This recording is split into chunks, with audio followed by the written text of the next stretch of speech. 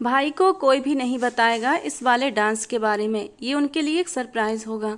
काव्या ने अपने सब कजिन्स को देखते हुए कहा, ठीक है कोई भी नहीं बताएगा।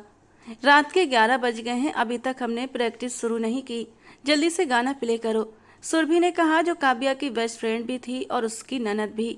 अभी 10 मिनट ही हुए थे उन्हें डांस प्रैक्टिस करते हुए कि अचानक किसी ने कमरे का दरवाज़ा जोर जोर से बजाया।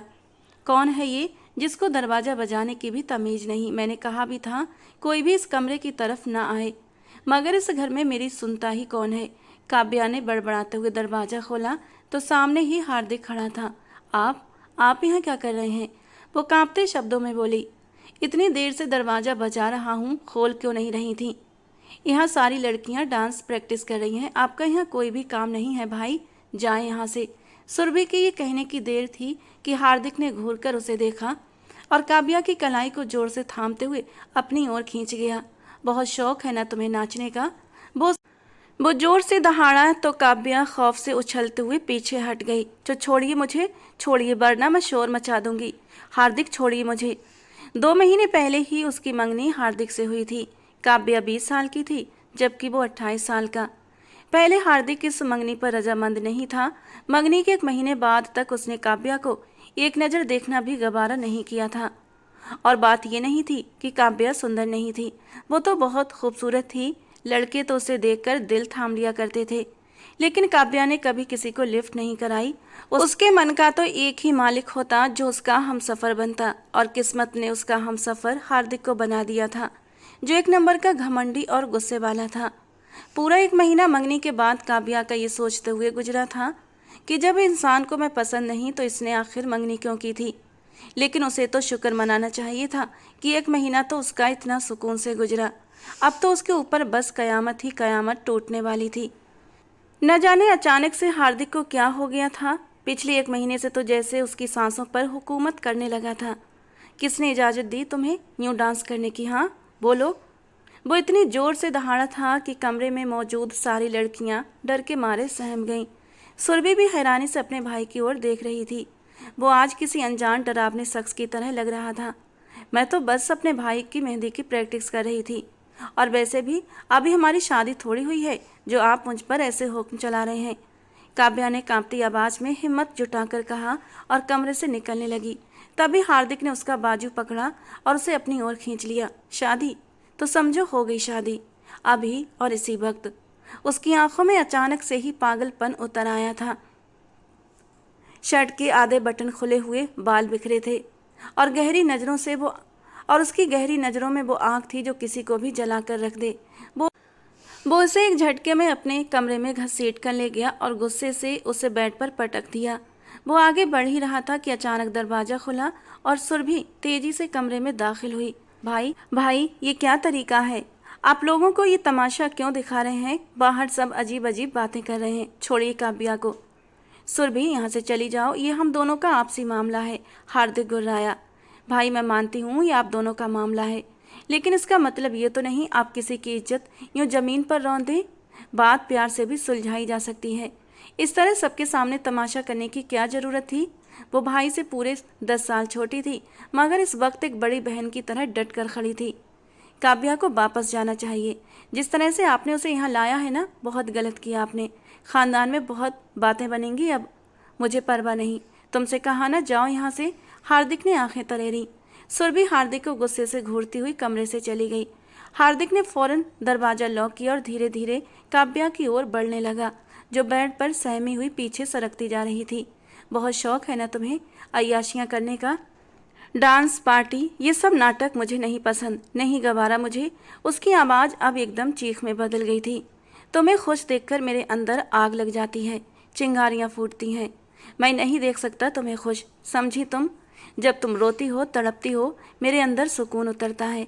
काव्या ने अपने कानों पर हाथ रख लिए उसकी चीखों से बचने के लिए। उसकी आंखें फटी की फटी रह गई थीं। जिस शख्स से उसने अपने अनगिनत सपने जोड़े थे वो उसकी रूह को नोच रहा था। वो सोचती थी शायद शादी के बाद सब बदल जाएगा, शायद हार्दिक प्यार करना सीख जाएगा, लेकिन आज उसके मुंह से जो निकला उसने काव्या को जिंदा लाश बना दिया। और फिर जो आगे कहा गया वो तो जैसे कयामत बनकर टूटा। अब तुम्हारे भाई की शादी बाद में होगी, पहले हमारी होगी, और वो भी सुबह, समझी तुम? हार्दिक दांत भींचते हुए उसके करीब आया। काव्या की रूह कांप गई। नहीं हार्दिक, आप ऐसा नहीं कर सकते। आप मेरे साथ ये सब क्यों कर रहे हैं? काव्या के चेहरे पर डर और बेयकीनी के भाव उभर आए थे। वो पीछे हटने लगी। एक छोटी सी नाकाम कोशिश कर रही थी उससे बचने की, मगर हार्दिक की पकड़ हर पल और मजबूत होती जा रही थी। हार्दिक प्लीज थोड़ा सा इंतजार कर लीजिए।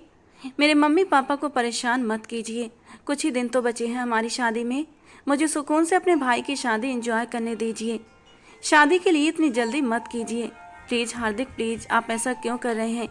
काव्या की आवाज़ कांप रही थी, आंखों में आंसू छलकने लगे। हार्दिक ने उसके चेहरे की ओर देखा। उसके अंदर जैसे तूफान मचा हुआ था। वो मासूम सी आंखें जो आंसुओं से भीगी थीं। यही तो आंखें थीं जिन्होंने उसका चैन छीन लिया था, उसकी पूरी जिंदगी उलझा दी थी। और अब जब उन आंखों से आंसू बहते देखे तो जैसे कुछ अंदर ही अंदर चटकने लगा था। लेकिन जल्दी ही उसने खुद को संभाल लिया। इन आंखों की मासूमियत से मैं पहले भी पिघल गया था, लेकिन अब नहीं। अब ये आंखें हमेशा रोएंगी। इन आंसुओं में ही तुम्हारा सुकून डूबेगा काव्या। उसके चेहरे पर एक जिद, एक पागलपन, एक अना की परत साफ झलक रही थी। नहीं, बिल्कुल नहीं। शादी सुबह होगी तो सुबह होगी। ये बात अपने दिमाग में बिठा लो। और हाँ, बाकी के सारे हिसाब किताब अब शादी के बाद पूरे होंगे। उसने उसे पीछे धक्का देते हुए कहा और कमरे से बाहर निकल गया। और काव्या वहीं फर्श पर ढह गई, फूट फूट कर रोने लगी। न जाने वो ऐसा क्यों कर रहा था, किस जुर्म की सजा दे रहा था उसे। हार्दिक के कमरे से जाते ही 2 मिनट बाद ही सुरभि काव्या के पास आ पहुंची। काव्या, तुम इस तरह जमीन पर बैठी क्यों रो रही हो? उठो, चलो सोफे पर बैठो और बताओ हुआ क्या है, क्या कहा भाई ने? मेरा क्या कसूर है सुरभि? मेरा क्या कसूर है जो हार्दिक मेरे साथ इतना बुरा कर रहे हैं? वो हिचकियों के बीच बोली। सुरभि उसके आंसू साफ करने लगी। मुझे बताओ तो सही, आखिर भाई ने क्या कहा? वो कहकर गए हैं कि हमारी विदाई सुबह होगी। क्या सुबह? सुरभि अविश्वास में चौंकी। हाँ सुरभि, मैं बिल्कुल सच कह रही हूँ। तुम अपने भाई से बात करो, उनसे पूछो क्यों कर रहे हैं वो मेरे साथ ऐसा। मैं ये बातें मम्मी पापा को नहीं बता सकती, वो बिना वजह परेशान हो जाएंगे। पापा की तबीयत वैसे भी ठीक नहीं रहती, उन्हें जरा से भी टेंशन देना नहीं चाहती। प्लीज़ सुरभि, तुम बात करो। काव्या की हालत देखकर सुरभि का दिल मुट्ठी में आ गया था। उसका हर आंसू जैसे सुरभि के दिल पर गिर रहा था, मगर वो खुद को मजबूत बनाए हुए थी। ठीक है काव्या, तुम फिक्र मत करो, मैं अभी बात करती हूँ हार्दिक भाई से। वो नरम लहजे में बोली और तेजी से दरवाजे की ओर बढ़ गई। बाहर लॉन में हार्दिक टहल रहा था। चेहरा सख्त था, लेकिन आंखों में उलझनें साफ तैर रही थीं, जैसे वो खुद अपने अंदर किसी जंग से लड़ रहा हो। भाई, सुरभि उसके पास आई। ये आप क्या कर रहे हैं? आप जानते हैं काव्या किस हाल में है? हार्दिक रुक गया। उसकी नजरें सुरभि पर जम गईं। मैं तुमसे पहले भी कह चुका हूँ, अब भी कह रहा हूँ, बीच में मत आओ सुरभि। ये हमारा आपसी मामला है। नहीं भाई, जब आप मेरी भाभी या यूं कहूँ मेरी बेस्ट फ्रेंड के साथ नाइंसाफ़ी करेंगे, उसे रुलाएंगे, तो मैं बीच में ज़रूर आऊँगी। आप उसे क्यों तकलीफ़ दे रहे हैं? क्या किया है उसने ऐसा? बताइए मुझे। हार्दिक की आंखें पल भर को बंद हुईं, जैसे किसी कड़वी याद ने उसकी रूह को झंझोड़ दिया हो। इतने में सरिता जी और विनोद जी की गाड़ी गैराज में आकर रुकी। हार्दिक की आंखें फौरन उस दिशा में मुड़ी। अंकल आंटी आ गए हैं, मुझे उनसे ज़रूरी बात करनी है सुरभि, तुम अंदर जाओ, उसने सर्द अंदाज में कहा। सुरभि ना चाहते हुए भी अंदर चली गई, लेकिन उसके दिमाग में सवालों का तूफान उमड़ रहा था। वो चली तो गई, मगर दिल बेचैन था, अंदर अंदर कांप रहा था। इधर सरिता जी और विनोद जी घर में दाखिल हो चुके थे। हार्दिक ने उन्हें प्रणाम किया, मगर चेहरे की गंभीरता अब छुप नहीं पा रही थी। क्या बात है बेटा, सब ठीक तो है ना? चेहरा क्यों उतरा है? सरिता जी ने चिंता से पूछा। विनोद जी ने हैरानी से पूछा तो हार्दिक ने एक पल को हिचकिचाहट महसूस की। फिर नजरें नीचे करते हुए बोला, अंकल, मुझे आप दोनों से ज़रूरी बात करनी है, प्लीज़ ड्राइंग रूम में चलिए। सरिता जी का माथा ठनका। सब खैरियत है ना हार्दिक? तुम्हारी आवाज़, तुम्हारा अंदाज कुछ बदला बदला सा लग रहा है। लेकिन हार्दिक ने कोई जवाब नहीं दिया और चुपचाप सीधा ड्राइंग रूम की ओर बढ़ गया। सुरभि दरवाजे पर खड़ी पर्दे के पीछे से सब कुछ सुन रही थी और दिल ही दिल में दुआ कर रही थी कोई बड़ा तूफान ना आए। सुरभि और हार्दिक अकेले रहते थे। उनके माता पिता का 1 साल पहले एक भयानक रोड एक्सीडेंट में देहांत हो गया था। उस हादसे ने उन लोगों की जिंदगियों की जमीन खींच ली थी। उनका ऐसा कोई सगा रिश्तेदार नहीं था जो उन्हें संभालता। जो दूर के रिश्तेदार थे उन्होंने भी हाथ खड़े कर दिए थे। आज की भाग दौड़ भरी दुनिया में किसी के पास इतना वक्त नहीं होता कि वो दो बेसहारा बच्चों के सिर पर हाथ रखें। हार्दिक तो फिर भी अपने गमों को सीने में दबाकर संभल गया था, लेकिन सुरभि जो सिर्फ 18 साल की मासूम सी लड़की थी, वो खुद को बिल्कुल भी संभाल नहीं पाई। माँ बाप के यूं अचानक चले जाने से उसकी रूह तक चटक गई थी। उसे पागलपन के दौरे तक पड़ने लगे थे। ऐसे में सरिता जी और विनोद जी थे जो इन दोनों का सहारा बने। वे पड़ोस में ही रहते थे और सुरभि के मम्मी पापा से बेहद गहरी दोस्ती थी। घरों में आना जाना था। रिश्ता दोस्ती से आगे बढ़कर रिश्तेदारी तक पहुंचने वाला था, लेकिन करीना ने सब कुछ तहस नहस कर दिया था। उसकी ये गलती ने सबके अरमानों पर पानी फेर दिया था। फिर भी उसके इतने बड़े धोखे के बावजूद उन सबकी दोस्ती खत्म नहीं हुई थी। सरिता जी और विनोद जी ने इन बेसहारा बच्चों को कभी अकेला नहीं छोड़ा। खासकर सरिता जी ने तो अपने घर से ज़्यादा वक्त अब हार्दिक और सुरभि के घर में बिताना शुरू कर दिया था। उन्होंने सुरभि की दिलो जान से देखभाल की, हार्दिक को सहारा दिया और फिर धीरे धीरे दोनों बच्चे फिर से संभलने लगे। लेकिन उनके लिए भी ये सब आसान नहीं था, क्योंकि उनके खुद के भी 3 बच्चे थे, एक बेटा और 2 जुड़वा बेटियां, करीना और काव्या। दोनों बहनें एक जैसी लगती थीं, बही आंखें, बही होंठ, बही मासूमियत। बस एक फ़र्क था, करीना तेज, जिद्दी और मनमानी करने वाली लड़की थी, जबकि काव्या सीधी सादी, सबकी खुशी में अपनी खुशी ढूंढने वाली लड़की। सरिता जी जब सुरभि को संभालने में व्यस्त रहीं तो काव्या बिल्कुल अकेली हो गई। काव्या तो माँ के बिना एक पल भी नहीं रह सकती थी। ऐसे में वो भी अक्सर सुरभि के घर आ जाया करती थी और फिर धीरे धीरे उसकी सुरभि से गहरी दोस्ती हो गई। लेकिन सरिता जी कब तक अपना घर और अपने बच्चों को छोड़कर इन दोनों बच्चों का सहारा बनती। तब उन्होंने एक रास्ता ढूंढा। उन्होंने हार्दिक से बात की और काव्या का रिश्ता उससे तय कर दिया। हार्दिक तैयार तो नहीं था, लेकिन सरिता जी के इतने एहसान थे उन पर कि मना नहीं कर पाया। वैसे भी काव्या में कोई कमी तो थी नहीं, खूबसूरत थी, पढ़ी लिखी थी, सलीकेदार थी, तो इनकार की कोई वजह सामने नहीं थी। विनोद जी ने ड्राइंग रूम में सोफे पर बैठते हुए पूछा, खुलकर बताओ बेटा, बात क्या है? हार्दिक ने गहरी सांस ली, आंखें बंद की और फिर बोला, अंकल, मैं चाहता हूँ कि मेरी और काव्या की शादी सुबह सुबह सादगी से करा दी जाए। सरिता जी का चेहरा एकदम बदल गया। क्या कहा तुमने? सुबह? इतनी जल्दी शादी? हार्दिक बेटा, ये क्या कह रहे हो तुम? अभी तो नैतिक की शादी के फंक्शन बाकी हैं, तैयारियां चल रही हैं और तुम कह रहे हो कि कल सुबह तुम्हारी शादी? विनोद जी की आंखों में भी हैरानी के साथ साथ गुस्सा भी छलक आया था। ये क्या मजाक है हार्दिक? तुम्हें हो क्या गया है? कोई बात हुई है क्या? खुलकर बताओ। यूँ चुपचाप अकेले फैसला क्यों ले रहे हो? मैं कुछ भी नहीं छुपा रहा अंकल जी, बस अब और वक्त बर्बाद नहीं करना चाहता।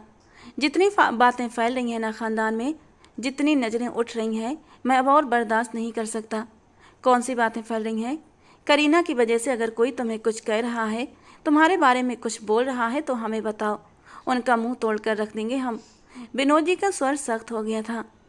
करीना, जो लगभग 8 महीने पहले अपनी यूनिवर्सिटी के फ्रेंड्स के साथ घर से भाग गई थी और एक गैर जाति के लड़के से शादी कर ली, उसके बाद घर वालों ने उससे रिश्ते तोड़ लिए थे।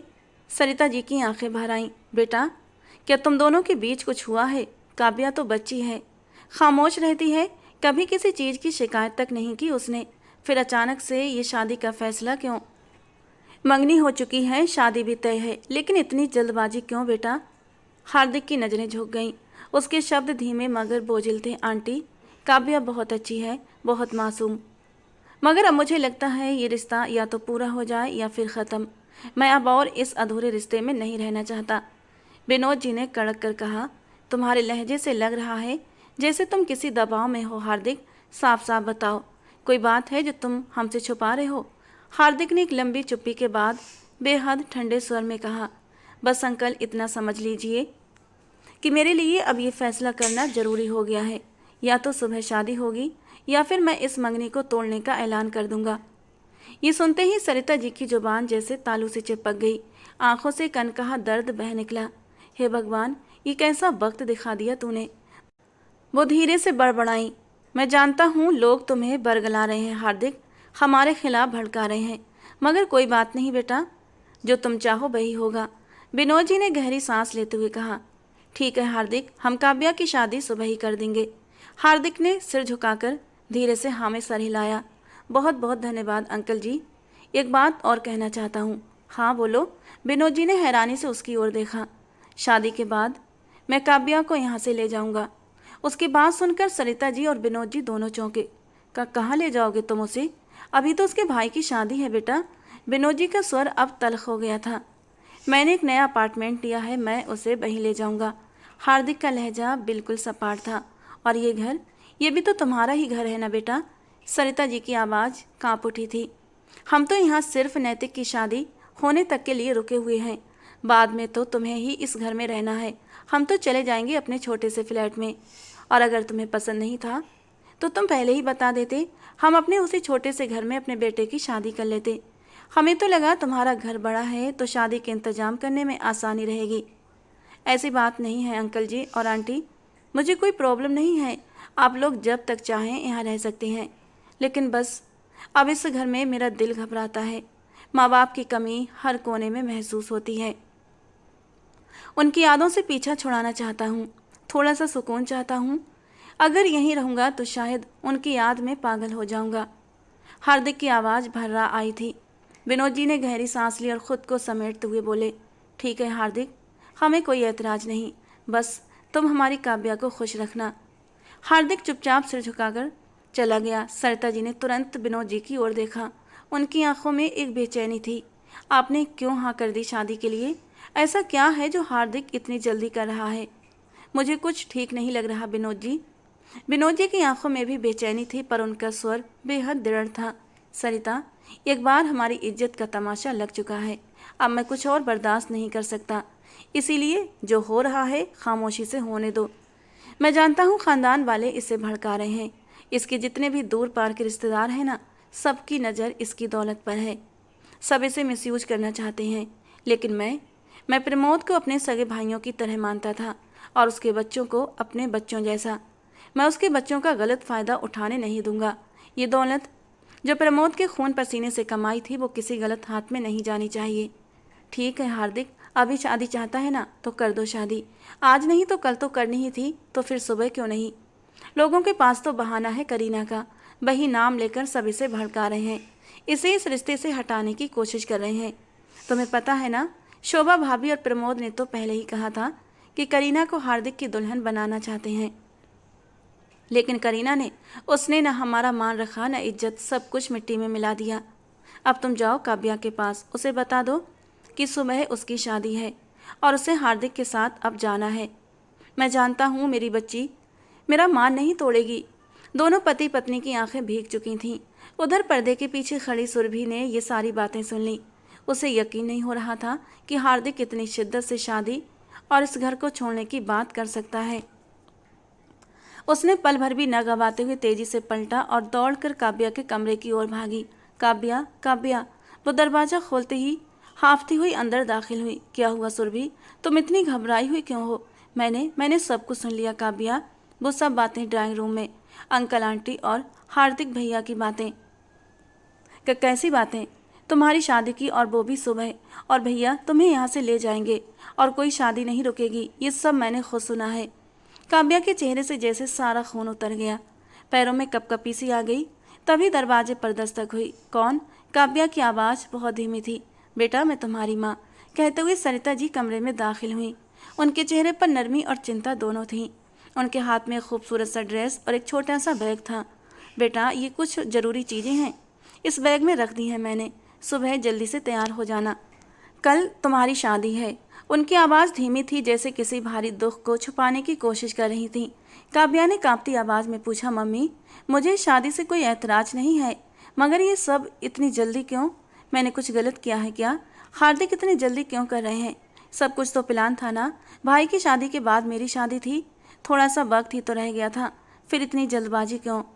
उसकी आंखें भर आईं, गला रुंध गया। सरिता जी ने उसके सर पर हाथ रखा। बेटा, कभी कभी कुछ फैसले वक्त से पहले लेने पड़ते हैं और हमें चुपचाप मानना पड़ता है। तुम्हारे पापा की तबीयत ठीक नहीं रहती, तुम्हारे भाई को भी समझा दिया है हमने, बड़ी मुश्किल से माना है। एक दिन बाद उसकी फ़्लाइट है, दुआ करना वो सही सलामत लौटे। और हार्दिक भी कह रहा है अब देर नहीं करनी चाहिए। और जहाँ तक बात है तुम्हारे भाई की शादी की, तो वो भी हो जाएगी बेटा, बस तू अब मजबूत बन जा। अब तुम अपने घर से तैयारी करके अपने भाई की शादी में शामिल होना, हमें बहुत अच्छा लगेगा। हार्दिक ने अपार्टमेंट लिया है, अब वो तुम्हें वहीं लेकर जाएगा। तुम दोनों वहीं रहोगे, लेकिन मेरी बेटी का दिल जब चाहेगा वो अपने माँ बाप के पास आकर रह सकती है। ये कहकर उसकी माँ ने उसे अपने सीने से लगा लिया। आप अच्छा नहीं कर रहे भाई, बिल्कुल भी अच्छा नहीं कर रहे, बहुत गलत कर रहे हैं। उस बेचारी का तो कोई कसूर भी नहीं है, फिर क्यों उसे यहाँ से लेकर जा रहे हैं आप? वो अपने भाई से सवाल पर सवाल कर रही थी, मगर वो अपने मोबाइल में मगन था। भाई, मैं आपसे बात कर रही हूँ, क्यों मुझे इग्नोर कर रहे हैं? आपको काव्या की तो क्या, आपको अपनी बहन की भी परवाह नहीं है? आप कैसे ऐसे अकेले छोड़कर मुझे जा सकते हैं? मम्मी पापा जिंदा होते तो कभी भी आपको इस घर से जाने नहीं देते, ये सब हरकतें नहीं करने देते। मैं तुम्हें भी अपने साथ ले जाता सुरभि, लेकिन मजबूर हूँ। तुम्हारी यूनिवर्सिटी यहाँ से पास पड़ती है, और जहाँ मैंने अपार्टमेंट लिया है वहाँ से यूनिवर्सिटी का रास्ता कम से कम 1 घंटे का है, और इतना टाइम ना मैं मैनेज कर सकता हूँ और ना तुम।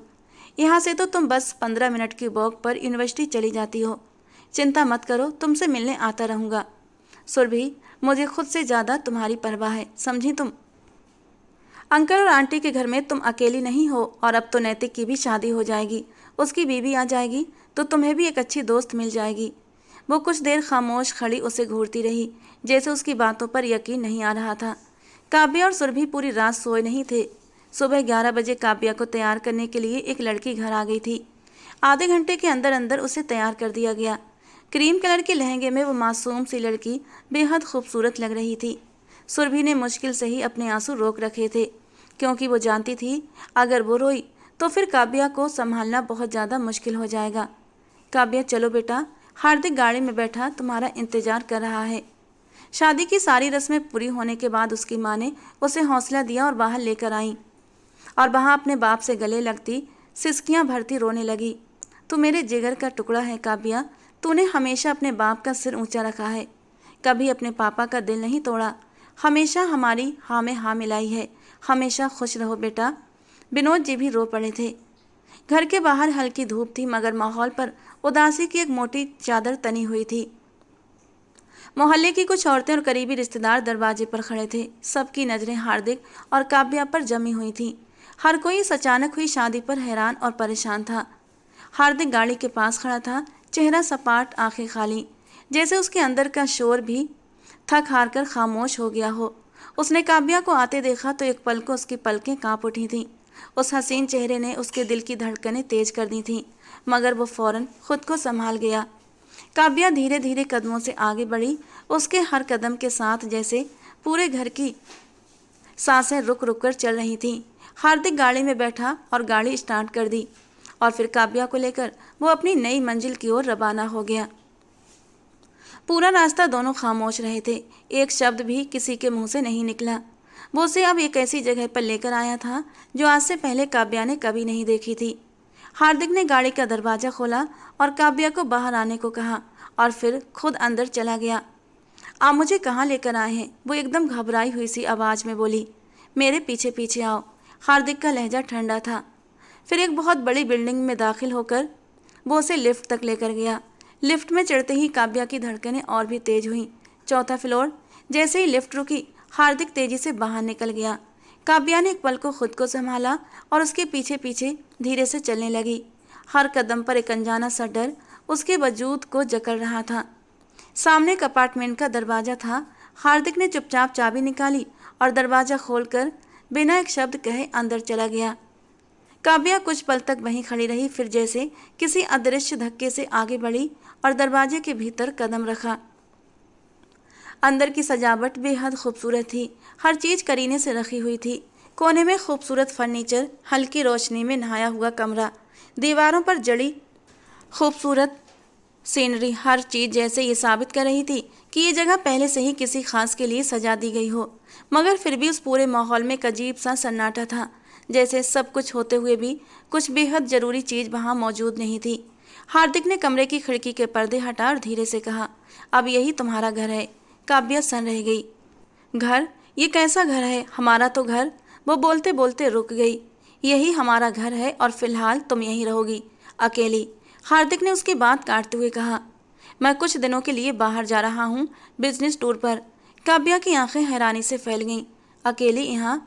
मैं तो किसी को जानती भी नहीं, मैं कैसे? हार्दिक ने नजरें चुराते हुए कहा। सब जरूरी चीज़ें यहाँ मौजूद हैं, किसी चीज़ की कमी नहीं होगी। नौकरानी रोज आकर सफाई कर देगी, और जो चाहिए हो। ये नंबर है हाउस मैनेजर का। उसने मेज पर एक चाबी और एक विजिटिंग कार्ड रख दिया। काव्या के गले से जैसे कांटे अटक गए थे। वो कुछ कहना चाहती थी, मगर शब्द उसका साथ छोड़ चुके थे। हार्दिक दरवाजे की ओर बढ़ा, मगर हार्दिक हार्दिक उसकी कांपती आवाज ने कमरे की दीवारों को भी हिला दिया। हार्दिक एक पल को रुका, मगर मुड़कर नहीं देखा। अपना ख्याल रखना, बस इतना कहा और दरवाजा बंद करके चला गया, जबकि वो वहीं पत्थर बनी खड़ी रही। ये कैसी शादी थी, कैसी विदाई थी? न कोई शोर, न कोई बारात, न कोई रस्में, और न ही कोई स्वागत, और न पति की जुबान से कोई मीठा शब्द। बल्कि उसने तो एक नज़र भरकर भी उसे नहीं देखा था। काव्या ने अपने सिर से दुपट्टा उतारकर बेड पर फेंक दिया। सारी ज्वेलरी एक एक करके जमीन पर फेंक दी। अपने होठों से लिपस्टिक को रगड़ रगड़ कर पोंछ दिया, और फिर वो चीख चीख कर रोने लगी, जैसे उसके सीने में बरसों से दबी कोई घुटन एकदम फट पड़ी हो, जैसे उस सजावट के पीछे छिपी हकीकत ने उसकी रूह को चीर दिया हो। उसका दिल, उसकी उम्मीदें, उसकी खुशी, सब कुछ उसी दरवाजे के साथ बंद हो चुका था, और वो अब बस एक नाम की दुल्हन थी, एक अनचाहे रिश्ते की कैदी, जिसकी सजा भी उसे ही भुगतनी थी, बिना जुर्म किए। हार्दिक, आप क्यों मेरे साथ ऐसा कर रहे हैं? क्यों? आखिर मैंने क्या बिगाड़ा है आपका? कमरे की खामोशी में काव्या की सिसकियां मध्यम पड़ने लगीं। वो फर्श पर बैठ गई, घुटनों में मुंह छुपाकर एक बच्चे की तरह रो पड़ी। अचानक दरवाजे के बाहर किसी के कदमों की आहट सुनाई दी, और फिर दरवाजे पर हल्के से दस्तक हुई। काव्या ने चौंक कर सिर उठाया, दिल जोर जोर से धड़कने लगा। तभी दरवाजा खुला, हार्दिक फिर से अंदर दाखिल हुआ। उसकी आंखों में एक अजीब सी बेचैनी थी। काव्या पलकें झपकाए बिना उसकी ओर देख रही थी, जैसे वो यकीन करना चाहती हो कि वो बाकी वापस आ गया है। हार्दिक ने नज़र चुराकर धीरे से कहा, कुछ चीज़ें भूल गया था, वो लेने आया हूँ। काव्या खड़ी हुई, आवाज़ में थरथराहट थी। कौन सी चीज़? तुम्हारा फैसला या मेरी इज्जत का गुरूर? हार्दिक के कदम रुक गए। वो दरवाजे के करीब ही खड़ा था। मैं जानता हूँ कि तुम्हें तकलीफ पहुँची है, वो मुश्किल से बोला। काव्या की आंखों से आंसू फिर से बहने लगे। हार्दिक, आप मुझे यहाँ अकेला छोड़कर नहीं जा सकते, वो अब गुस्से से बोली। तो वो उसके करीब आया। मेरे सामने बोलना है तो धीमी आवाज़ में बोलो। ये गुस्सा, ये सख्त अंदाज मुझसे बर्दाश्त नहीं होता। वो रौबदार शब्दों में उसे घूरते हुए बोला। तो वो सहम सी गई। जाओ और कपड़े बदल लो, और ये अपने चेहरे से मेकअप भी हटाओ। काव्या खामोशी से पलटी और ड्रेसिंग रूम की ओर बढ़ गई। ड्रेसिंग टेबल के सामने खड़ी हुई आईने में अपना चेहरा देखा। पूरा चेहरा बिखरा पड़ा था, बिखरे बाल, बिखरा काजल। वो खुद को पहचान नहीं पा रही थी। उधर हार्दिक कमरे में टहल रहा था। उसके कदमों की छाप और घड़ी की टिक टिक के सिवा कुछ भी सुनाई नहीं दे रहा था। काव्या ने मेकअप वाइप उठाया और धीरे धीरे अपने चेहरे से सारा मेकअप हटा दिया। जब वो तैयार होकर वापस आई तो हार्दिक कुर्सी पर बैठा छत को घूर रहा था। चेंज कर लिया? वो बिना उसकी तरफ देखते पूछने लगा। काव्या ने हल्की सी आवाज़ में हूँ कहा। हार्दिक ने अब नज़रें उठाकर उसकी ओर देखा था। अच्छी लग रही हो। ये सादगी, ये झूठी मुस्कुराहटें और रंगों से बेहतर हैं। काव्या की आंखों में एक नमी सी लहराई। आप मेरे आंसू बर्दाश्त कर सकते हैं, मगर मेरी आवाज़ नहीं। हार्दिक पल भर के लिए खामोश हुआ, फिर धीरे से बोला। तुम्हारी आवाज़ में आज शिकायत ज़्यादा और मोहब्बत कम है। अब कुछ ज़्यादा ही बोलने लगी हो मेरे सामने। और काव्या उसे शिकवा भरी नज़रों से देख कर रह गई। कमरे में कुछ पल के लिए खामोशी छा गई। काव्या ने पलटकर दरवाजे की ओर देखा, जैसे फिर वही डर जागा हो कि वो चला जाएगा। क्या आप फिर से चले जाओगे? उसकी आवाज़ कांप रही थी। हार्दिक उठकर उसके करीब आया। कहती हो तो चला जाऊंगा। कमरे में एक अजीब सी खामोशी छा गई। मर्जी है आपकी। पहले कौन सा मेरी बात मानी जाती थी जो अब मानी जाएगी? ये कहकर वो बेड पर जाकर कंबल ओढ़कर लेट गई। हार्दिक ने कमरे की लाइट बंद की तो वो एकदम से डर गई। लाइट क्यों बंद की? वो उठकर बैठ गई। मेरे ख्याल से जब सोते हैं तो लाइट बंद करके ही सोते हैं। नहीं, आप प्लीज़ लाइट ऑन कर दें, मुझे अंधेरे से डर लगता है। हार्दिक ने उसकी एक न सुनी और बेड पर आकर लेट गया। कमरे में घुप अंधेरा था। आप आप भी यहीं सोएंगे? वो कांपते हुए शब्दों में बोली। हाँ, तो और कहाँ सोऊंगा? वो झट से बोला। नहीं, आप बेड पर सोएंगे या मैं? वो तकिया उठाए बेड से नीचे जमीन पर पांव रखने ही लगी कि हार्दिक ने उसका बाजू थाम कर उसे अपने पास खींच लिया। हार्दिक प्लीज छोड़िए मुझे। खामोश, बिल्कुल खामोश। अब तुम मेरी बीवी हो, पूरी रस्मों रिवाजों से हमारी शादी हुई है और अब तुम मुझे रोक नहीं सकती। ये कहकर उसने उसके होठों पर अपने होठ रख दिए थे। एक झटके से उसने काव्या को अपने वजूद के नीचे कर लिया और अपना भारी वजूद उसके नाजुक वजूद पर रख दिया। धीरे हार्दिक, उसकी घुटी घुटी सी आवाज निकली। तुम्हारी आवाज ना आए मुझे। वो उसकी गर्दन पर अपना स्पर्श शिद्दत से छोड़ने लगा, जिस पर वो कांप उठी। हार्दिक प्लीज, मुझे लग रही है अभी तो सिर्फ तुम्हारी गर्दन पर, तुम्हारे नरम मुलायम होठों पर अपनी शिद्दतों के निशान छोड़े हैं। जब तुम्हारी गहराइयों में जाऊंगा तब तुम्हारा क्या हाल होगा। उसकी शर्ट को पेट से ऊपर उठाता उसके पेट पर अपने दहकते होंठ रख दिए थे। नहीं, आप ऐसा नहीं कर सकते। वो उसके सीने पर मुक्के बरसाने लगी तो उसने उसके दोनों हाथों को मजबूती से थाम लिया। तुम मुझे नहीं रोक सकती काव्या, कहते हुए वो नीचे की ओर सरकता चला गया और उसके नाजुक वजूद पर अपने होठों का स्पर्श बिखेरता रहा और फिर हर चीज से आज़ाद करता अब उसके नरम नाजुक वजूद को अपनी बाहों में भर चुका था और अपने अंदर का सारा गुस्सा, जो न जाने कितने महीनों से उसके अंदर पल रहा था, सब काव्या पर निकाल दिया। गहरी सांसें लेता हुआ अब वो काव्या को अपने साथ लगाए बिस्तर से टिककर बैठ चुका था, जबकि निशब्द काव्या उसके सीने पर सिर टिकाए हुए थी। फिर थोड़ी देर के बाद उसने अपना सिर उठाया, शिकायती नज़रों से हार्दिक को देखा। आपने तो कहा था आप अपने बिजनेस के टूर पर विदेश जा रहे हैं, फिर रुक क्यों गए? तुम्हारी मोहब्बत में नहीं रुका। वो उसे देखकर तंजिया अंदाज में हंसा। बल्कि तुम पर जुल्म करने के लिए रुका था। पहले मैं तुम्हें अकेले की मार मारना चाहता था, तन्हाई में तुम्हें तड़पता हुआ देखना चाहता था, लेकिन ये तो बहुत आसान सज़ा होती तुम्हारे लिए। मैं तुम्हें अपनी संगत की सज़ा दूंगा। जानती हो औरत के लिए सबसे बड़ी सज़ा क्या होती है? जब उसका पति उससे प्यार न करे, उसके बावजूद हर रात उस पर अपना हक जताए। अब हर रात तुम्हें मुझे इसी तरह बर्दाश्त करना होगा। मैं हर रात तुम्हें ऐसे ही तकलीफ दूंगा। तुम मुझे रोक नहीं सकती। तुम्हें अब तकलीफ सहनी होगी, दर्द सहना होगा, जैसे मैंने सहा है। जब तुम्हारी बहन ने मुझे ठुकरा दिया, मुझे छोड़कर चली गई, इसका बदला तुमसे लूँगा। ये सुनकर वो हक्का बक्का रह गई, जैसे सांस लेना भी उसके लिए मुश्किल हो रहा था। हार्दिक, हार्दिक, ये क्या कह रहे हैं आप? काव्या की आंखों में खौफ, दुख और हैरत के सारे रंग एक साथ आए थे। हार्दिक, नहीं, आप ऐसा नहीं कर सकते, वो कांपते शब्दों में बोली। आवाज़ बुरी तरह लड़खड़ा रही थी, जमीन जैसे उसके पैरों के नीचे से निकल गई थी। वो एक झटके से उससे दूर हटी थी। उसे ये तो पता था कि करीना और हार्दिक की शादी की बातें चल रही थीं घर में, लेकिन हार्दिक उसके प्यार में इस कदर आगे बढ़ चुका था, उसे नहीं पता था। हार्दिक का चेहरा सख्त और बेअसर था, आंखों में नफरत की चमक थी जो काव्या ने पहले कभी नहीं देखी थी। मोहब्बत समझकर तुम्हें ब्याह कर नहीं लाया, मैं बदला लेने के लिए लाया हूँ, उसने ठंडे शब्दों में कहा और काव्या की पलकों से आंसू लुढ़क पड़े। वो उसका हाथ छुड़ाने की कोशिश कर रही थी, मगर सब बेमतलब था। मेरी बहन ने क्या किया था मैं नहीं जानती, लेकिन मैंने आपके साथ कुछ नहीं किया हार्दिक, फिर मेरे साथ ऐसा सलूक क्यों? हार्दिक के होठों पर एक कड़वी मुस्कान उभरी।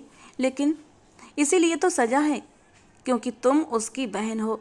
मैं कोई चीज़ नहीं हूँ हार्दिक जिससे बदला लिया जाए। मैं इंसान हूँ, एक जिंदा इंसान। बदला लेना है तो जाकर करीना से लो, वो सिसक कर बोली। हार्दिक के चेहरे पर पल भर को एक झिझक सी आई थी, जैसे उसकी बात ने कोई चुभन पैदा की हो, मगर फिर वो पलटा और ठंडे शब्दों में बोला, अब तुम सिर्फ एक जरिया हो मेरी तकलीफ़ कम करने का, और कुछ नहीं। करीना से मोहब्बत करता था मैं, बेतहाशा करता था, अपनी मोहब्बत का इजहार भी किया था उससे। मेरा इजहार मोहब्बत सुनकर उसके चेहरे पर रंग बिखर गए थे, एक शर्मीली सी मुस्कान जिसने मुझे हिम्मत दी थी ज़िंदगी जीने की। मैं उसके संग ज़िंदगी गुजारने के सपने सजाने लगा था। फिर भी तुम्हारी बहन ने मुझे धोखा दिया, मेरे अरमानों को कुचल दिया। ये सुनकर काव्या जोर जोर से रोने लगी। उसका बस नहीं चल रहा था कि वो खुद को ख़त्म कर ले। आपने मेरे साथ ऐसा क्यों किया? अगर मुझे पता होता आप मुझसे शादी करीना का बदला लेने के लिए कर रहे हैं तो मैं मर जाती, लेकिन कभी भी शादी नहीं करती। खामोश, बिल्कुल खामोश, तुम्हारे मुंह से एक शब्द भी नहीं निकलेगा। अब सिर्फ तुम मेरी शिद्दतों को बर्दाश्त करोगी, पल पल रोगी, तड़पोगी। वो गुस्से से दहाड़ा तो वो डर कर अपने आंसू रोकने की नाकाम कोशिश करने लगी। वो सड़क कर बेड के किरान से टकरा कर बैठ गई। आंखों से बेआवाज आंसू बहने लगे। दिल में एक टूट फूट मच चुकी थी। हार्दिक के शब्द हर पल उसके दिल को कचोट रहे थे। वो उठकर किनारे पर आकर खड़ा हुआ। उसके चेहरे को झुककर देखा, मगर आंखों में कोई नरमी नहीं थी, सिर्फ इंतकाम की आग थी। तुम्हारी आंखों में जो दर्द है ना, वो मेरी आंखों में बरसों से था काबिया। तुम्हें सिर्फ जरा सा एहसास दिला रहा हूँ। तुम्हारी बहन ने जो मेरे साथ किया, उसका खामियाजा तुम भुगतोगी। और पता है तुम्हारी गलती क्या है? कि तुम करीना जैसी देखती हो ना, ये आंखें, ये होंठ, ये बाल और तुम्हारा पूरा वजूद जो हूबहू करीना जैसा है। जब भी तुम्हें देखता हूँ, करीना की नफ़रत दिल में और भी ज़्यादा बढ़ती है। और ये नफ़रत अब सारी की सारी तुम्हारे ऊपर ही उतरेगी। काव्या ने धुंधलाती निगाहों से उसे देखा। उसकी सांसें उखड़ रही थीं, शब्द गले में अटक गए थे। बस करें प्लीज़, मैंने क्या बिगाड़ा है आपका? वो मुश्किल से बोल पाई। हार्दिक ने कड़वी मुस्कान के साथ कहा, मेरे दिल में अब सिर्फ नफ़रत बची है और वो तुम्हारे हिस्से में आएगी। वो पीछे हटकर कमरे से बाहर निकला और दरवाज़ा जोर से बंद कर गया। काव्या ने दरवाजे की ओर देखा, फिर सकते में वहीं मुंह छुपाकर रोती चली गई। पूरे कमरे में अब उसकी सिसकियां गूंज रही थीं और दिल में एक ही सवाल था, आखिर मेरा क्या कसूर था? वो रोती रही। सुबह न जाने किस वक्त उसकी आंख लगी। दरवाज़ा खुला, हार्दिक अंदर दाखिल हुआ। कदमों की आहट पर काव्या ने आंखें खोली, मगर उसने बिल्कुल भी हरकत नहीं की। वो चुपचाप लेटी रही। हार्दिक ने धीरे से कदम आगे बढ़ाए। उसके हाथ में पानी का गिलास था जो उसने टेबल पर रख दिया और उसके करीब आया। मैं जानता हूँ तुम जाग रही हो, और हाँ, रो लो जितना रोना है। मेरे दिल के जख्म भी कुछ कम नहीं है काव्या। तुम तो बस बर्दाश्त कर रही हो, मैं तो जल रहा हूँ बरसों से। काव्या की आवाज़ मुश्किल से निकली थी। आपने करीना से मोहब्बत की थी, मुझसे नहीं, फिर सजा मुझे क्यों? वो एकदम ठंडे शब्दों में बोलती हुई उठी। हार्दिक का चेहरा सख्त हो गया। वो झटके से उसके करीब आया। क्योंकि तुम्हारे खून में भी वही धोखा होगा जो तुम्हारी बहन में था। उसने मेरी मोहब्बत को रुस्वा किया और तुम बस उसका चेहरा हो मेरे सामने। तुम्हें देखकर मुझे उसकी बेवफाई याद आती है। काव्या ने आंखें खोलीं। अब उसकी आंखों में डर के साथ साथ एक थकान भी उतर आई थी। तो फिर मार दीजिए मुझे, मार दीजिए, ख़त्म कर दीजिए। क्यों नहीं ख़त्म कर देते इस तकलीफ़ को हमेशा के लिए? ना मैं रहूँगी, ना आपको करीना की याद सताएगी और ना उसकी बेवफाई याद आएगी। हार्दिक की मुट्ठियाँ कस गईं। वो पल भर खामोश रहा, फिर सर्द अंदाज में बोला, मरने की नहीं, जीने की सज़ा है तुम्हें, और वो सज़ा मैं बनूंगा तुम्हारे लिए। ये कहकर वो पीछे पलटा और दरवाज़ा खोलकर कमरे से बाहर निकल गया। नहीं, मैं अपने साथ गलत नहीं होने दूंगी। मुझे मजबूत होना पड़ेगा, वरना ये तो सारी ज़िंदगी मुझे अपनी बातों से, अपने तानों से, अपनी शिद्दतों से मारता रहेगा। मुझे अपने लिए कुछ करना होगा। मैं ऐसे इस तरह अपनी ज़िंदगी को नर्क नहीं बना सकती। मैं क्यों करीना के किए की सज़ा भुगतूं? वो फ़ौरन उठी, अलमारी से कपड़े निकाले और फ्रेश होने के लिए वॉशरूम में चली गई। फ्रेश होकर जब वो बाहर निकली तो ड्रेसिंग टेबल के सामने आकर बैठी। तुम इतनी कमज़ोर नहीं हो काव्या, तुम्हें खुद के लिए लड़ना होगा। उसने बाल ब्रश किए और अच्छा सा मेकअप करके अपने लिए नाश्ता बनाने के लिए किचन में चली गई। वो नाश्ता बना ही रही थी कि हार्दिक अंदर दाखिल हुआ। खाने की खुशबू उसे किचन तक खींचकर ले आई थी। उसने पलटकर एक नज़र हार्दिक को देखा और फिर दोबारा अपने काम में लग गई। इतना मेकअप किस खुशी में कर रखा है तुमने? उसने पूछा। वैसे ही, बस मेरा दिल चाहा मैंने कर लिया, उसने जवाब दिया। तो वो तेज़ी से उसकी ओर बढ़ा और झटके से उसका बाजू पकड़कर अपने ओर खींच लिया। ये मेकअप मुझे बिल्कुल भी पसंद नहीं। आइंदा तुम्हारे होठों पर लिपस्टिक नज़र ना आए। उसकी आंखों में आंखें डालकर वो सख्त अंदाज में बोला और आगे बढ़ता हुआ उसके होठों को अपने होठों में ले लिया। लिपस्टिक हटाने के लिए तेजी से उन्हें सक करने लगा। कुछ ही देर में उसने काव्या के होठों से लिपस्टिक मिटा दी थी। काव्या ने अपनी सारी ताकत लगाकर उसे पीछे धक्का दिया। आप मेरे साथ ऐसा नहीं कर सकते। मैं अपने साथ ज्यादती नहीं होने दूंगी। तुम्हारी इतनी हिम्मत, तुमने मुझे धक्का दिया, मेरे आगे जबान चलाई। तुम भी बिल्कुल अपनी बहन जैसी हो।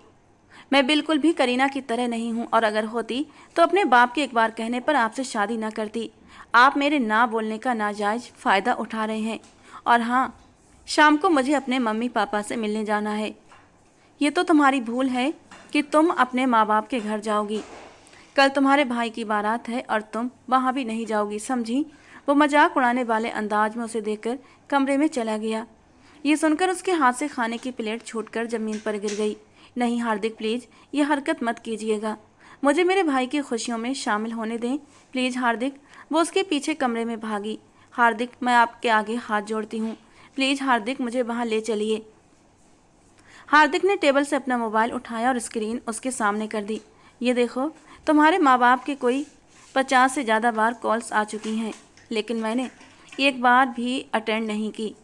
जब तुम्हारे भाई की शादी ख़त्म हो जाएगी तब मैं उनकी कॉल अटेंड कर लूँगा और तुम्हें वहाँ लेकर भी जाऊँगा। हार्दिक, आप इतने पत्थर दिल कैसे हो सकते हैं? आपके सीने में दिल नहीं, पत्थर है, पत्थर। जिन लोगों ने मुश्किल वक्त में तुम दोनों बहन भाई का साथ दिया, अब उन्हीं लोगों पर जुल्म कर रहे हो। वो गुस्से से उसकी ओर देखने लगी। आंखों से आंसू और भी तेजी से बहने लगे। आवाज़ में दर्द और बेबसी की शिद्दत घुल चुकी थी। आप मेरे जज्बातों की तौहीन कर रहे हैं। आप मेरी तकलीफ को देखकर भी खुश हो रहे हैं। हार्दिक ने उसके हाथों को एक झटके से पकड़ा और जोर से पीछे धकेल दिया। तकलीफ? वो कड़वाहट से हंसा। तुम्हें तकलीफ का मतलब भी नहीं पता काव्या। जो धोखा तुम्हारी बहन ने दिया, जो रुसवाई मैंने सही, वो तुम्हें समझ आ जाए तो शायद तुम खुद को खुशकिस्मत समझो कि मैं तो बस तुम्हें कैद में रखे हुए हूँ, तबाह नहीं किया। लेकिन मेरा क्या कसूर है हार्दिक? सिर्फ यही ना कि मैं करीना जैसी दिखती हूँ। लेकिन तुम ये बात क्यों नहीं समझ रहे कि मैं करीना नहीं हूँ। हमारी शक्ल एक दूसरे से मिलती जुलती है, लेकिन हमारा नेचर अलग है। वो एकदम गुस्से से चीख पड़ी थी।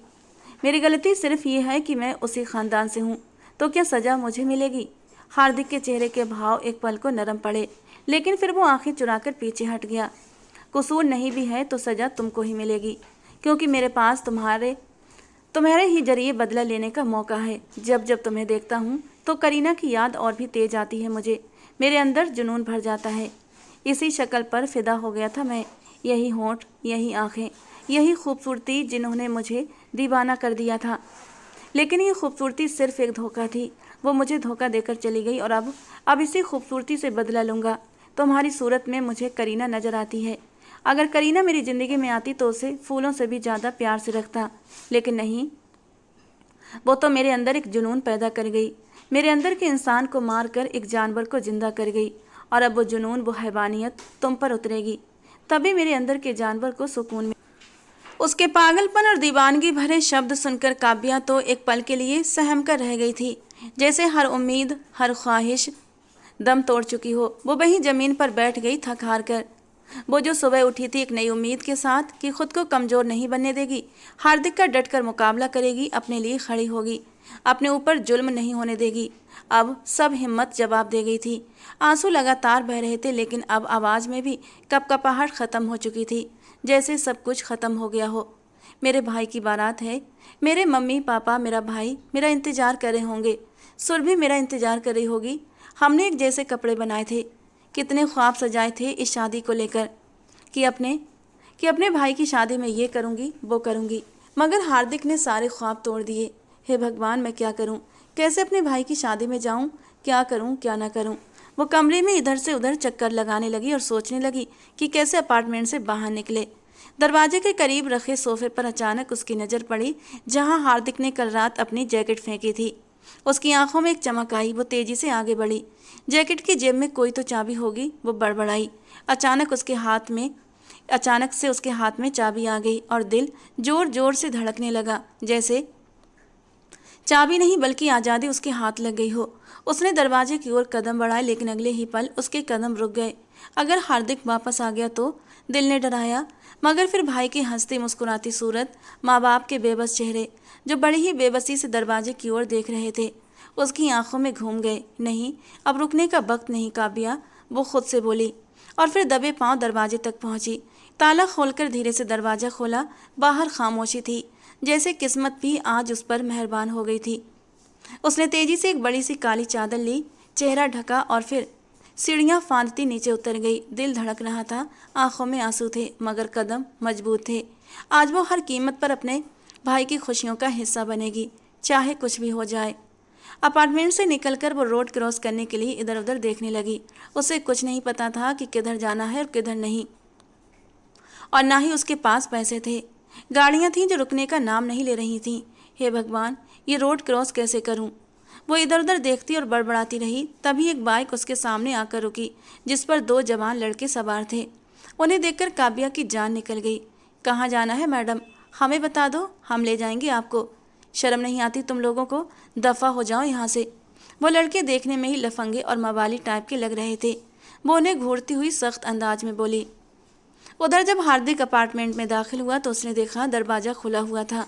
ये देखकर वो हक्का बक्का रह गया। ये दरवाज़ा क्यों खुला है काव्या? काव्या, ये दरवाज़ा किसने खोला? वो पुकारता हुआ अंदर दाखिल हुआ, लेकिन ना ही टीवी लॉन्ज में और ना ही बेडरूम में और ना ही किचन में कोई नज़र आया। यहाँ तक कि बाथरूम भी देख लिया, वहाँ भी कोई नहीं था। और ये देखकर तो उसका रंग उड़ गया। काव्या, काव्या कहाँ हो तुम? वो बेचैनी से पूरे अपार्टमेंट का चप्पा चप्पा छान चुका था, मगर काव्या कहीं नहीं थी। दिल की धड़कन जैसे बेकाबू हो चुकी थी। पसीने की बूंदें उसके माथे पर उभर आईं।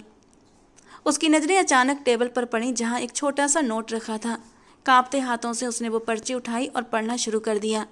मैं जा रही हूँ हार्दिक, इस कैद से, इस तकलीफ से खुद को बचाने।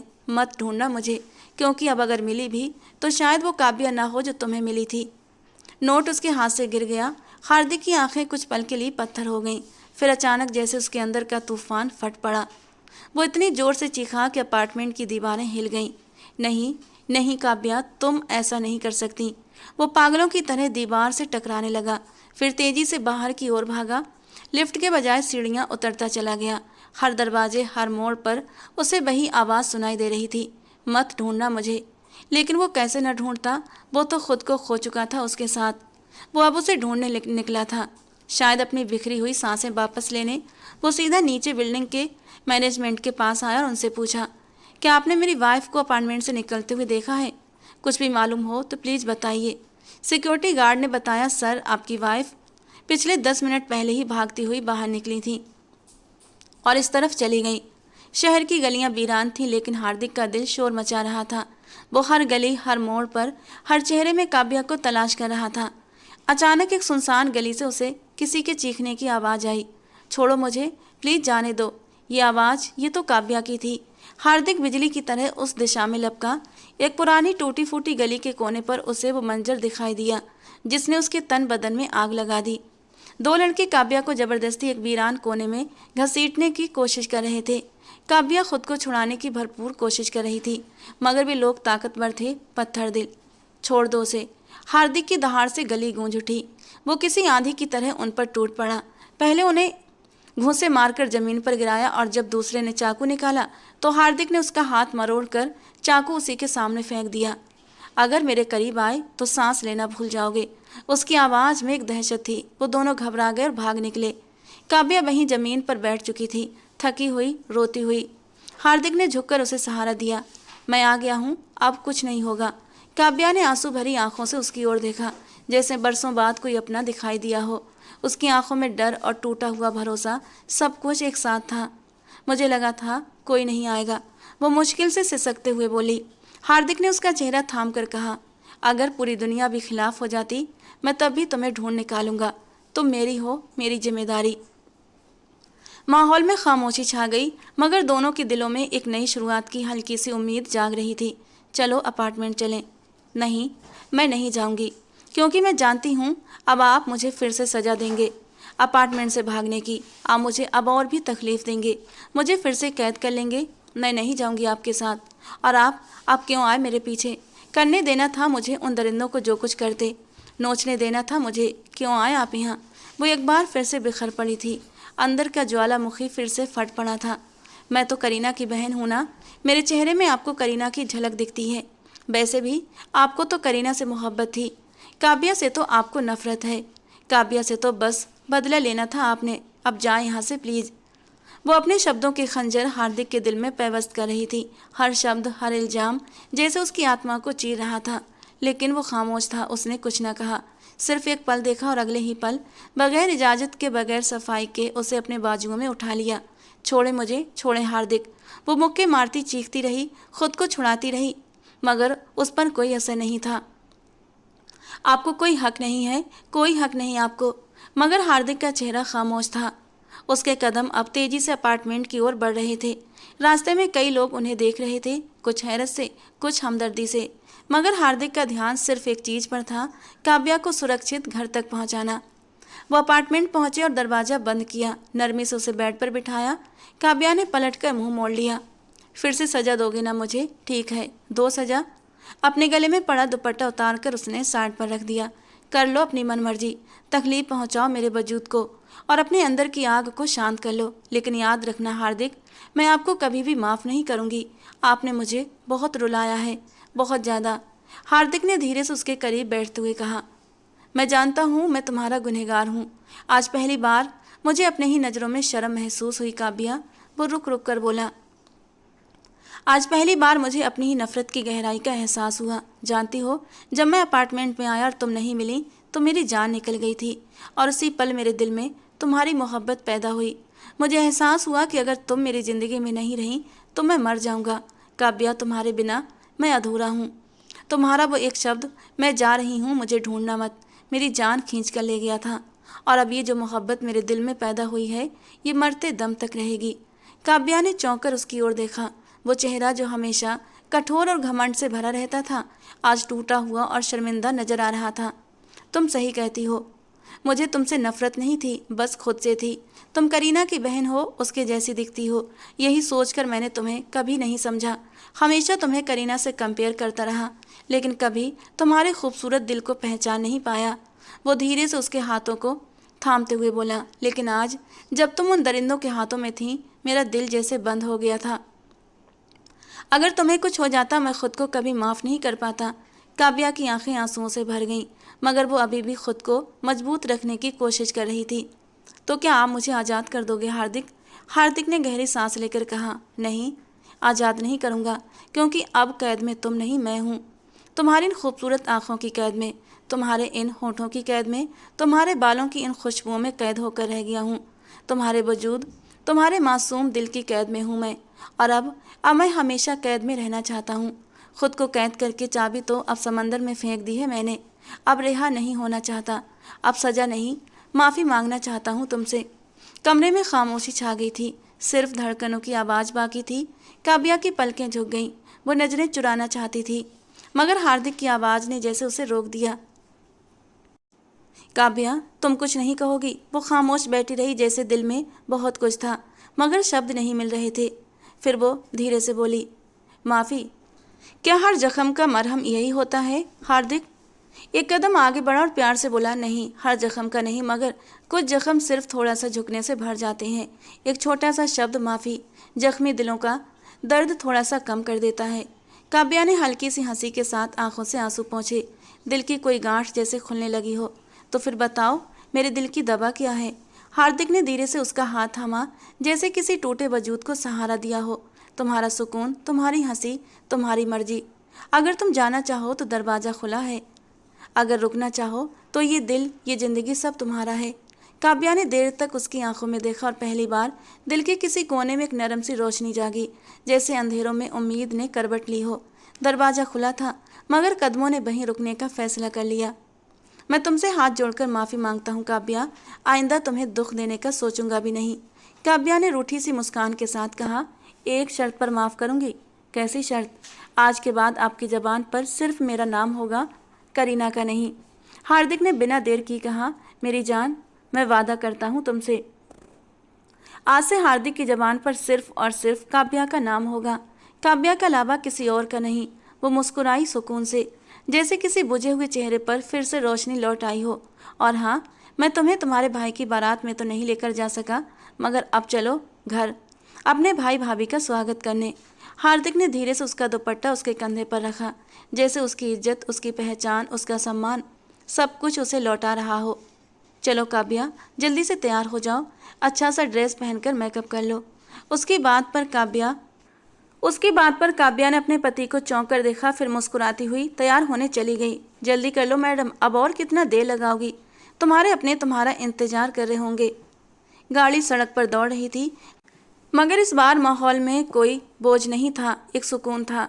काव्या खिड़की से बाहर देख रही थी और हार्दिक बार बार मिरर में उसकी झलक देख रहा था।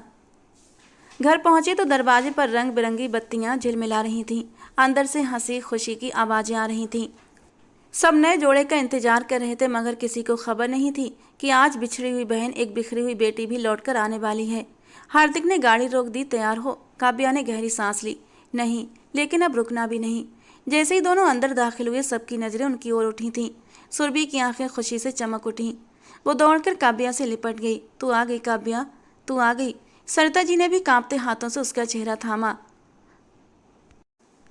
माँ तड़प कर रो पड़ी। मेरी बच्ची, मेरी जान, कैसी है तू? काव्या की आंखों से आंसू बह निकले। अब ठीक हूँ मम्मी, अब सब ठीक हो जाएगा। हार्दिक ने अपने अंकल आंटी से माफ़ी मांगी, फ़ोन कॉल्स ना अटेंड करने के लिए और काव्या को बारात में ना ला पाने के लिए। ये मंजर देखकर हार्दिक अब पीछे हट गया था। उसने अपना फ़र्ज निभा दिया था। अब वो बस एक तमाशाई बनकर इन पलों को देख रहा था। मगर अगले ही पल काव्या ने पीछे मुड़कर उसका हाथ थामा। अब अकेला नहीं छोड़ूंगी। आपने मेरा हाथ उस वक्त थामा जब सब कुछ टूट चुका था। अब ये हाथ कभी नहीं छोड़ना। सबकी आंखें नम हो गईं और माहौल में एक अजीब सी राहत, एक सुकून, एक नई शुरुआत की खुशबू घुलने लगी थी। तो दोस्तों, आज की हमारी ये कहानी आपको कैसी लगी कमेंट बॉक्स में ज़रूर बताना। पसंद आई हो तो प्लीज़ लाइक करना। रोज़ एक नई और रोमांटिक स्टोरी के लिए हमारे चैनल को सब्सक्राइब करना। मिलते हैं दोस्तों अगली किसी नई कहानी में।